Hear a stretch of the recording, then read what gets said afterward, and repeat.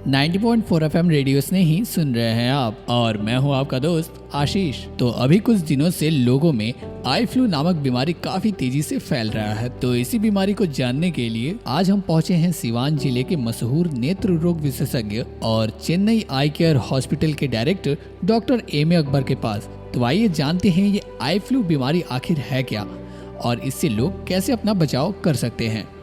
90.4 FM radio ने ही सुन रहे हैं आप। तो जैसा कि आप सभी को पता है कि हमारे समाज में अभी गर्मी का मौसम काफ़ी बढ़ चुका है और इसमें एक बीमारी जो है जो कि जिसे हम आई फ्लू के नाम से अभी जाने जा रहे हैं समाज में, और इसी से रिलेटेड हम सवालों को पूछने के लिए हम आए हुए हैं सिवान के प्रसिद्ध eye care hospital Chennai eye care hospital में। तो आइए इनके यहाँ के director doctor M A Akbar से बात करते हैं कि ये जो आई फ्लू बीमारी जो समाज में हमारे फैल रहा है वो क्या है।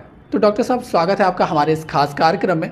तो ये जो हमारे समाज में जो बीमारी आई फ्लू के नाम से लोग कह रहे हैं, तो ये बीमारी आखिर में है क्या, बताइए।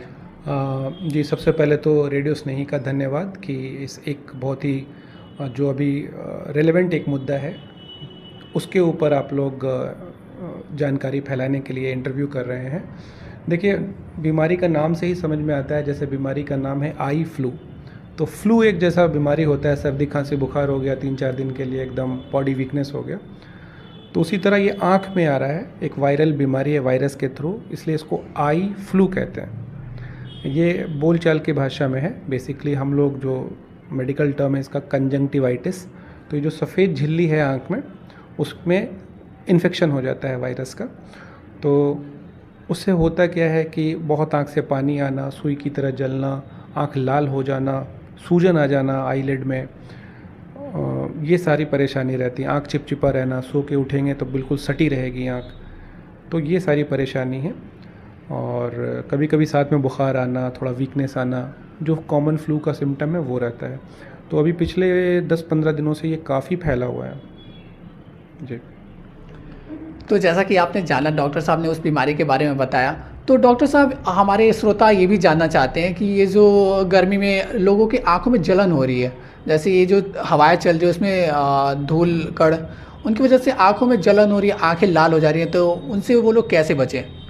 जी, तो पहले तो मैं आई फ्लू के बारे में बता दूं कि उससे कैसे बचें, और उसके बाद जो आप पूछ रहे हैं वो बेसिकली धूल से जो एलर्जी होता है, आंख लाल हो जाती है, वो दोनों अलग चीज़ है। तो आई फ्लू जो बेसिकली है ये बहुत ही कंटेजियस है, संक्रामक है, बहुत तेज़ी से फैलता है। कोई मरीज़ है जिसने अपने आँख को छुआ और उसने गलती से दरवाजे के नॉब को छुआ खोलने के लिए, और फिर आप गए और आपने छू लिया, फिर आपने आँख लगा लिया, तो आपको भी फैल जाएगा। बहुत तेज़ी से फैलता है, इसलिए एक घर में अगर किसी एक को होगा तो आप देखेंगे अगले दिन 2-3-4 सबको होना शुरू हो गया।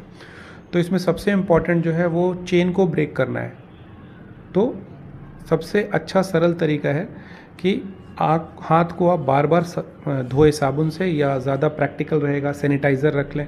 और जैसे हम लोग कोविड में हैंड को बार बार सैनिटाइज़ रख रहे थे, उसी तरह अपना उसको बार बार करें। पेशेंट के लिए एक अलग और बाकी घर वालों के लिए एक अलग डब्बा रहे, और उससे वो हैंड को सैनिटाइज़ करते रहें बीच बीच में।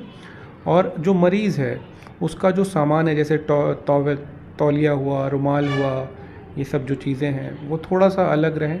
और अगर वो पब्लिक सर्विस में है, जैसे जिनको पब्लिक को डील करना है, डेली भीड़ भाड़ में रहना है, स्कूल है, कॉलेज है, डॉक्टर्स हैं, नर्सेज़ हैं, तो ये कोशिश करें अगर बहुत इमरजेंसी ना हो तो 1-2 दिन की छुट्टी ले लें, ताकि ये इन्फेक्शन स्प्रेड होने से बचे। सबसे इम्पॉर्टेंट ये है कि ये बहुत जल्दी से स्प्रेड करता है। अभी 3-4 स्टेट में है ये, एक्चुअली ये बिहार में है, गुजरात में है, यूपी में है, महाराष्ट्र में है। तो ये हमारा जो अपना आई का फोरम है उस पर डिस्कशन हो रहा है कि वहाँ भी, और बिहार में भी आप पटना, मधुबनी, समस्तीपुर, गोपालगंज, सिवान, हर डिस्ट्रिक्ट में दिख रहा है। तो थोड़ा ये एपिडेमिक है, जल्दी से फैलने वाला है। तो इसके जैसे मैंने बताया कि चेन को ब्रेक करना है, तो हाथ को हमेशा सैनिटाइज़ रखें, और जो मरीज़ है वो थोड़ा सा आइसोलेट रहें। अगर मान लीजिए कोई मदर है तो अपने बच्चे को गोद में लेना, ये सब ना करें। हाथ मिलाना, गला मिलना थोड़ा दिन के लिए अवॉइड करना है जो मरीज़ है उनके साथ। 3-4 दिनों में स्वतः, या मैक्सिमम 1 हफ्ते में स्वतः ये ख़त्म हो जाएगा। और हम लोग कुछ ड्रॉप्स देते हैं ताकि सेकेंडरी बैक्टीरियल इन्फेक्शन ना हो उसके ऊपर से, तो उसके लिए कुछ हम लोग ड्रॉप्स देते हैं, कुछ मलहम देते हैं, तो वो लगाना है। और जो सावधानियां मैंने बताई हैं ये करना है। मान लीजिए उसके बाद भी किसी पेशेंट को अगर इन्फेक्शन हो रहा है तो जो भी आसपास में नेत्र चिकित्सक हैं उनको दिखाएं। तो यही सब बातें, ये सब जो हैं आई फ्लू से, कंजंक्टिवाइटिस से बचने के लिए ये सारी चीज़ें आपको ध्यान में रखनी है जी। और डॉक्टर साहब, जो हमारा अगला सवाल था जो मैंने आपसे पूछा कि हमारे लिसनर्स ने, कुछ लिसनर्स का मैसेज आया था हमें और वो जानना चाहते कि वही जो धूल कण से जो आँखों में जलन हो रही है उनसे वो कैसे बचें? जी, बेसिकली वो एलर्जी की वजह से है, तो उसको एलर्जिक कंजंक्टिवाइटिस कहते हैं।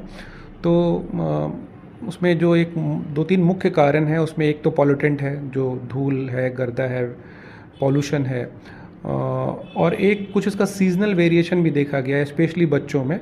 जब गर्मी से जाड़ा आएगा या जाड़े से जब गर्मी की तरफ मौसम चेंज होगा, तो स्प्रिंग और ऑटम, इस महीने में ये बच्चों में ज़्यादा दिखते हैं। अदरवाइज़ एलर्जिक कंजंक्टिवाइटिस बहुत ही कॉमन है, क्योंकि पॉल्यूशन बहुत ज़्यादा है। तो इसमें करना क्या है कि इससे बचने के लिए आपको कवर रहना है। अगर आप बाइक चलाते हैं तो फुल कवर का हेलमेट लगाएं, या ऐसे भी आप बाहर चल रहे हैं तो अगर आपके पास चश्मा है तो चश्मा लगाएं, अगर धूप ज़्यादा है तो सनग्लास लगाएं, ताकि आपका डायरेक्ट एक्सपोजर जो है वो धूल कण से कम रहे। उसके बाद जिनको इस परेशानी से जो ग्रसित हैं वो क्या करें, दिन में 3-4 बार साफ़ पानी से आँख को धोएं।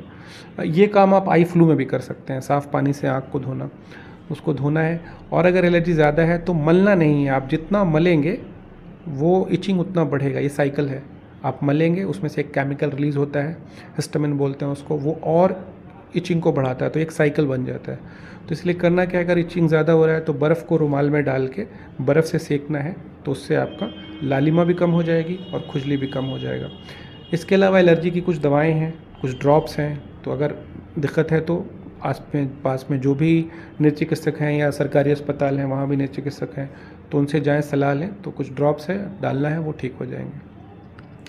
अच्छा डॉक्टर साहब, आपके हॉस्पिटल में क्या क्या सुविधाएं हैं, कृपया बताएं हमारे लिसनर्स को।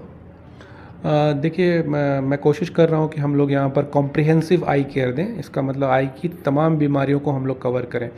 तो उसमें एज़ ऑफ नाउ अभी हमारे पास एक तो जो रूटीन केयर है, जैसे कि कंप्यूटर से आँख का जांच करके चश्मा देना, उसके बाद आँख की जो बीमारियाँ हैं, साधारण बीमारियों का जांच करना, और जो स्पेशलाइज केयर हम लोग दे रहे हैं उसमें है टॉपिकल फेको, जो कि मोतियाबिंद की बीमारी का जो आधुनिकतम इलाज है, जो बिना सुई, बिना चीरा के, बिना भर्ती के आप मशीन से मोतियाबिंद का ऑपरेशन करके आधुनिक देशी या विदेशी लेंस लगाते हैं, तो उसमें सुई भी नहीं पड़ता, उसको टॉपिकल फेको बोलते हैं। फिर उसके बाद है टॉरिक फेको, जिसमें कि थोड़ा डिफ़िकल्ट पावर होता है आँख का, तो उसको भी कैलकुलेट करके फेको विधि से लेंस लगाना। फिर मल्टीफोकल फेको है। तो कैटरेक्ट, मोतियाबिंद के अलावा, मोतियाबिंद की ये सारी सर्जरीज़ है, फेको, टॉरिक, टॉपिकल फेको, ये सब। इसके अलावा जो और स्पेशलाइज केयर दिया जा रहा है वो एक है आपको ग्लोकोमा का। ग्लोकोमा, जिसको काला मोतिया भी बोलते हैं साधारण बोलचाल की भाषा में।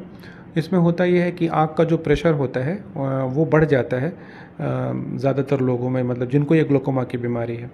तो उससे क्या होता है कि जो प्रेशर बढ़ता है तो नस, जो रोशनी का नस होता है, जो कि रोशनी को आँख से ब्रेन में लेके जाता है, उसको वो सुखा देता है। तो रोशनी आपकी गिर जाएगी, ख़त्म हो जाएगी, और एक बार ये रोशनी चली गई तो वापस नहीं आएगी। बहुत सारी बीमारी इसमें रोशनी जाती है तो वापस आ जाती है, जैसे कंजंक्टिवाइटिस, रोशनी गिरेगा, दवा चला, ठीक हो जाएगा। मोतियाबिंद है, लेंस को निकाल के नया लेंस लगाएंगे, रोशनी आ जाएगी। लेकिन अगर ग्लोकोमा में नस सूख गया है तो कुछ भी कर ले, रोशनी वापस नहीं आएगी। तो इसमें जानकारी ही जो है वो बचाव है। तो सबसे पहले ये जानना है कि किनको ये होता है, और वो लोग महीने में, 6 महीने में अपने नेत्र विशेषज्ञ के संपर्क में रहें। तो ग्लोकोमा के लिए हम लोग के पास स्पेशलाइज केयर है। उसमें हम लोग ग्लोकोमा का लेज़र हुआ वो करते हैं, ग्लोकोमा की सर्जरी है, ट्राबेकुलेक्टमी या फेको ट्राबेकुलेक्टमी, अहमद ग्लोकोमा वाल्व, तो ये सारी चीज़ें हम लोग यहाँ सिवान में ही लगा रहे हैं। उसके अलावा फिर रेटिना पे आ जाएं, अगर डायबिटीज़ या बीपी की वजह से कभी कभी क्या होता है कि जो आँख का जो पर्दा है जिसमें रोशनी बनती है, तो उसमें बीमारी आ जाती है। जैसे कि आपको नस, खून की नली फट गई या रक्त का रिसाव हो गया डायबिटीज़ की वजह से, तो उसके लिए भी डायबिटीज़ का लेज़र की सुविधा और एक स्पेशलाइज्ड ट्रीटमेंट अभी कुछ सालों से चल रहा है। उसको एंटी वेजेफ बोलते हैं। आँख में रेटिना में इंजेक्शन लगाया जाता है ताकि खून जो सूजन है वो सारा चीज़ ख़त्म हो जाए। तो वो सब भी चीज़ हम लोग सिवान में यहाँ पे कर रहे हैं। एक और जो हम लोगों ने यहाँ पर सुविधा जो शुरू की, जो कि अभी यहाँ नहीं था सिवान में, वो है आरओपी केयर।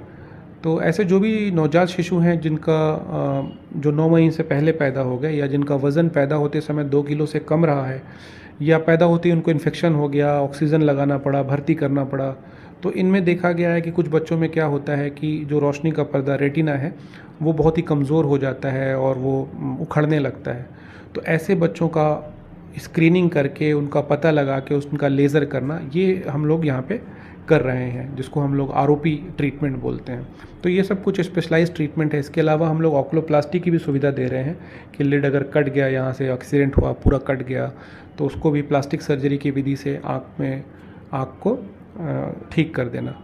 फिर जो कृत्रिम आई होती है, जैसे एक आँख बिल्कुल ख़त्म हो गया तो उसमें इस आँख की तरह ही बिल्कुल एक प्लास्टिक की या पत्थर की आँख जिसको बोलते हैं वो लगा दें ताकि देखने में बिल्कुल पता ना चले, तो वो आर्टिफिशियल आई जो होता है वो भी हम लोग यहाँ लगाते हैं। तो कोशिश है कि पूरी कम्प्रिहेंसिव सेवा दी जाए जी। तो अभी आप सुन रहे थे सिवान के मशहूर नेत्र रोग विशेषज्ञ डॉक्टर एम ए अकबर जी को।